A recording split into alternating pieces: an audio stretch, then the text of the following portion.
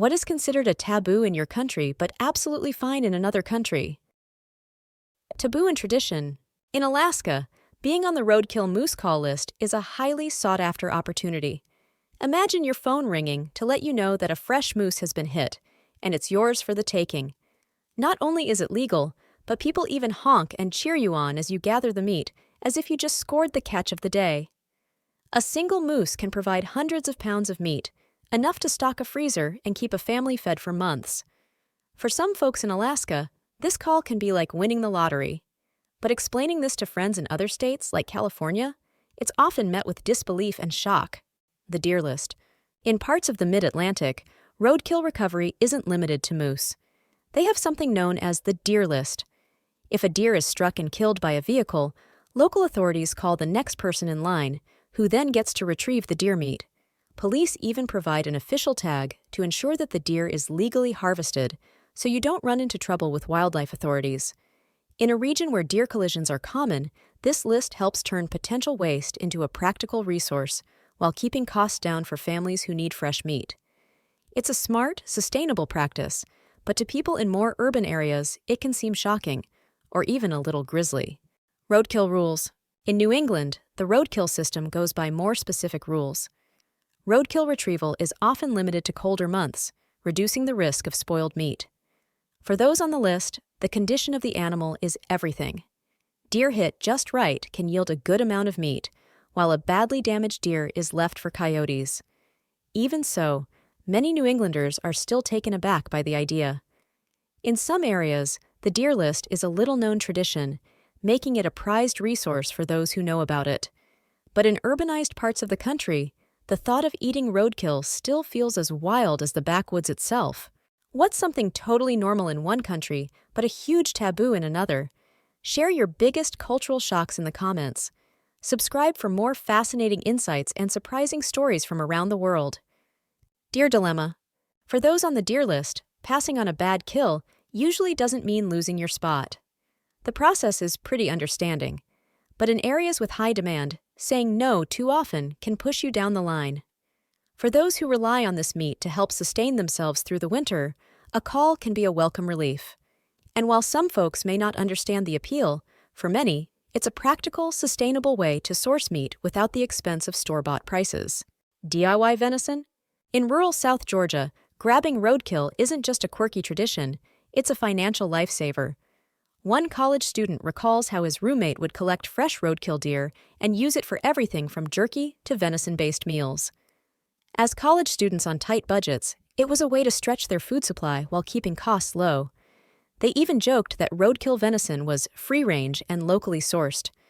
It might seem taboo, but for folks in rural communities, it's both a tradition and a sustainable practice that keeps resources from going to waste. Moose hair gel. With the amount of moose meat you get from a single call-up in Alaska, you could probably make all the jerky and stew you'd ever need, and style your hair with the leftover fat forever. The size and bounty of a moose mean that families can make the most of each part of the animal, from meat to even creative, if unusual, uses of animal byproducts. The thought of making moose hair gel might seem ridiculous, but in Alaska, nothing goes to waste. The roadside chop. People often ask, how on earth do you haul away a whole moose from the roadside? When you're dealing with hundreds of pounds of moose meat, it requires some strategic butchering right there on the spot. Picture the scene. In the dead of winter, on an unlit highway, people arrive with their saws and equipment to break down the moose quickly and load it up. With a strict time window, you need to move fast before the meat spoils. For Alaskans, this may sound like a normal evening. To an outsider, it's a wild adventure. Saws and sawzahs. The image of someone out in the wilderness with a sawzahs is a local phrase turned internet phenomenon. It's always funny to hear regional terminology for roadside butchery, especially when terms get written out the way they sound. For Alaskans, sawzahs are the go-to for quick field work. The nickname may be informal, but the job is anything but lighthearted. For many, this call is a crucial way to provide for their family without stepping foot in a grocery store. Roadside Butcher by AAA. Imagine if AAA didn't just tow your car, but also helped you butcher a moose. It sounds like a joke, but for people on the roadkill call list, Having the tools and know how to safely haul off meat from the roadside is no laughing matter. Locals might even dream of a roadside butcher service as part of their insurance package. For quiet Sundays only. In some parts of Europe, especially Germany, mowing the lawn or making noise on Sundays is an absolute no-go. You'll be met with side eyes or even polite complaints if you start up a loud machine on what's meant to be a day of peace. In the US, people often spend Sunday afternoons catching up on chores, but for many Europeans, it's shocking.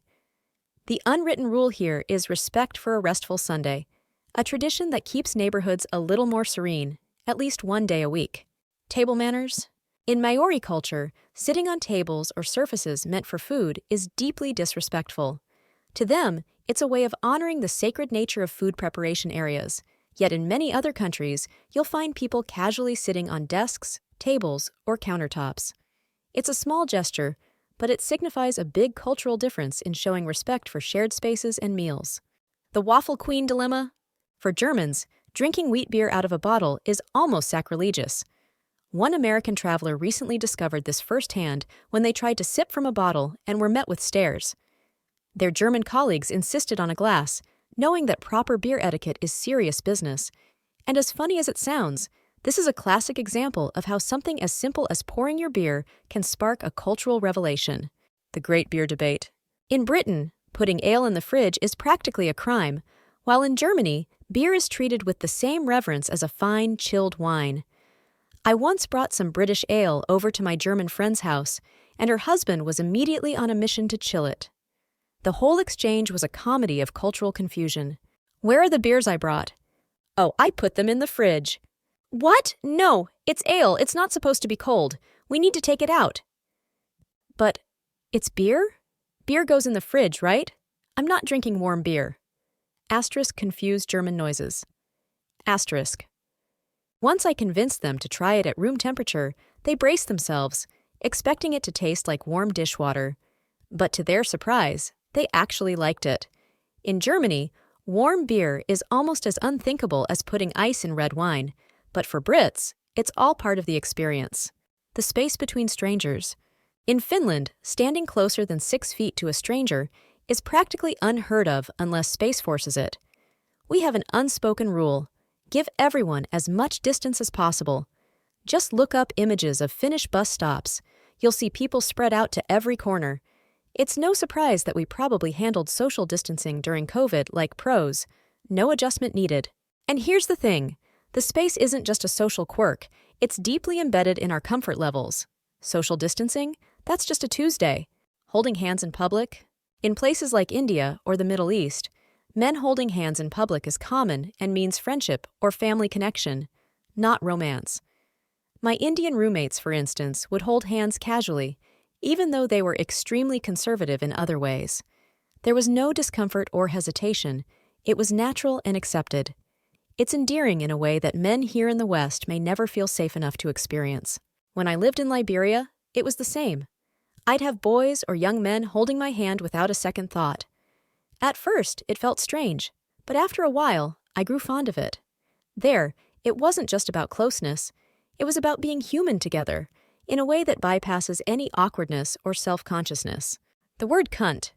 Where I'm from, it's a staple of casual conversation, often used without a second thought.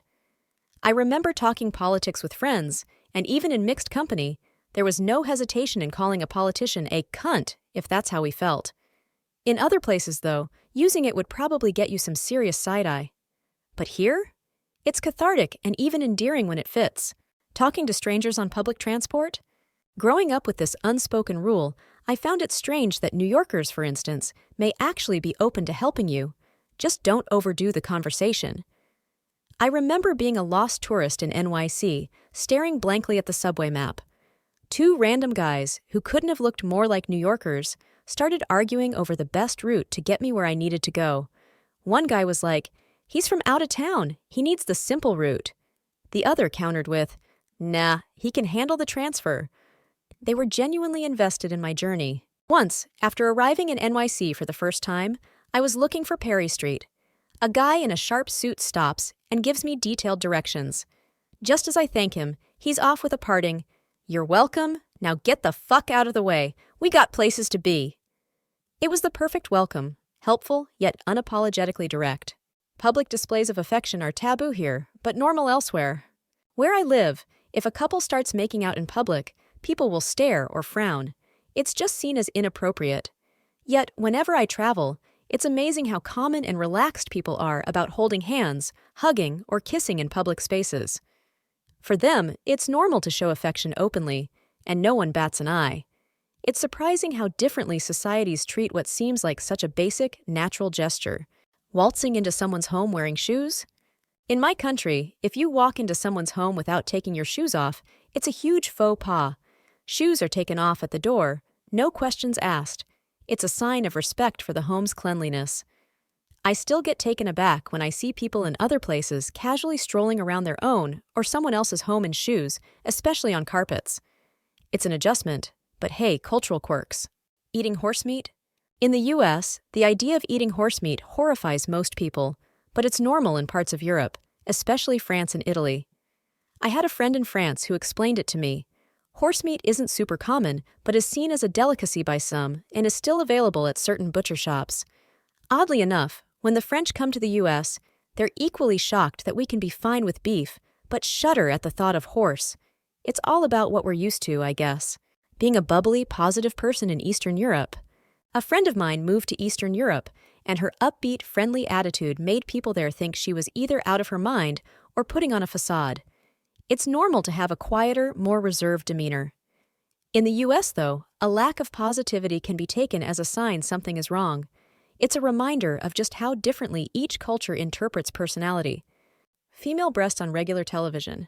As an American, I was caught completely off guard seeing bare breasts on TV during regular hours while studying abroad in Northern Ireland. One night, I was watching TV with some older locals, and out of nowhere, a reality show had a topless woman swimming in a pile of pound notes, which left me stunned. Not offended, just very surprised. The ladies I was with found my shock hilarious, especially since I was raised with strict TV censorship, especially around the time of the Janet Jackson wardrobe malfunction. They teased me about the prudishness of American media, and I couldn't disagree. It's just part of our culture. Nudity in advertisements. In Germany, there used to be an ad for margarine that casually featured a woman climbing out of a lake without any clothes on. And it doesn't stop there. Most bookstores and stationery shops have calendars with nude models on open display. It's nothing scandalous, just part of everyday life. Coming from a place where this would definitely be considered inappropriate, it's refreshing and a little surprising to see such a relaxed attitude towards nudity. Working outside your field of study. In Portugal, it's uncommon to land a job outside the area you specifically trained for. But in the UK, I had coworkers with arts degrees who were now working in finance. In Italy, many university graduates even end up at jobs like McDonald's due to the scarcity of work in their fields. The flexibility of career paths in other countries makes it clear just how different the approach to education and employment can be across borders. Offering a cup of tea to anyone entering your home. In the UK, offering tea to anyone who comes to your house, even repair folks, is practically a law. Failing to offer tea is almost like committing a social crime. Meanwhile, in the US, we're less focused on offering drinks to every guest and more likely to keep to ourselves. And as one person hilariously pointed out, we even have a constitutional amendment ensuring we don't have to quarter soldiers, let alone serve them tea. It's all about cultural quirks, I suppose. Making poutine with crinkle-cut fries. In Canada, especially in Quebec, using crinkle-cut fries or shredded mozzarella for poutine would be a travesty. The true way calls for fresh-cut fries and authentic cheese curds, and anything less just doesn't do justice to this classic. I get it, though. If you haven't tasted the real deal, you might think any cheese on fries counts as poutine. Lobbying. In Iceland, we simply call it what it is: bribery or corruption. The idea of lobbying in government just doesn't sit right with us, especially when it feels like it encourages favoritism and undermines true representation. To see lobbying as legal or normal elsewhere feels like an entirely different world. The word cunt. It's one of the strongest insults in the US, but across the pond in the UK, and especially in Australia, it's a casual word often used endearingly among friends.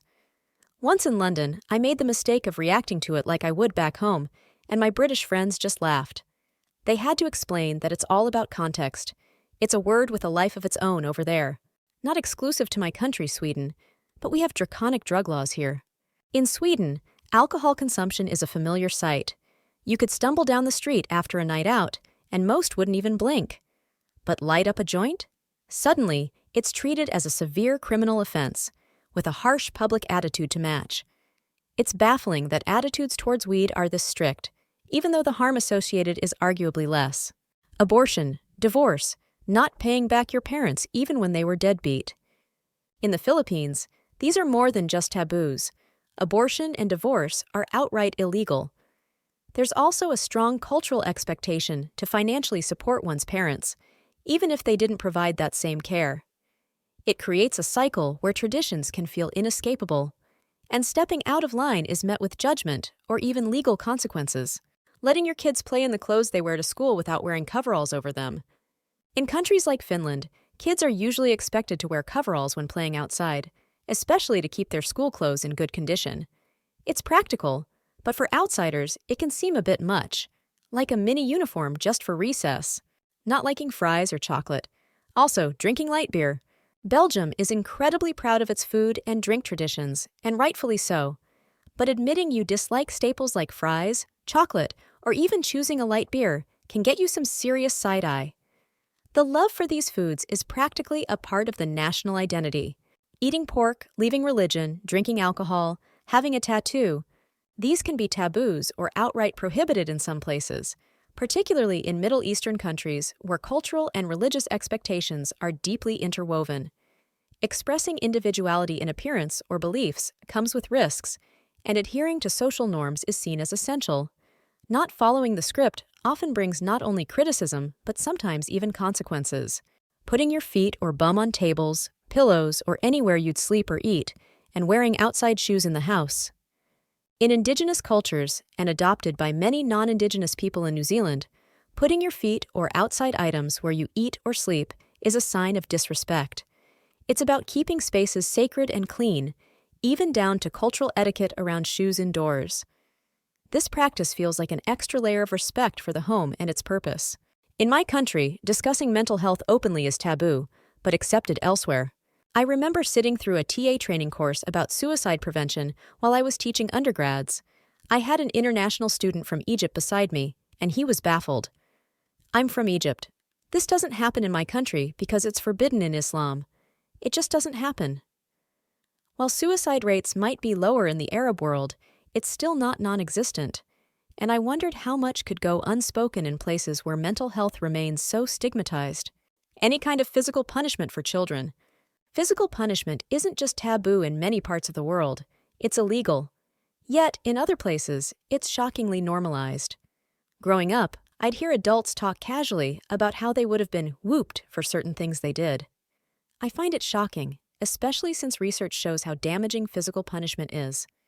To me, if even touching another adult without their consent is assault, why would it be acceptable to lay hands on children?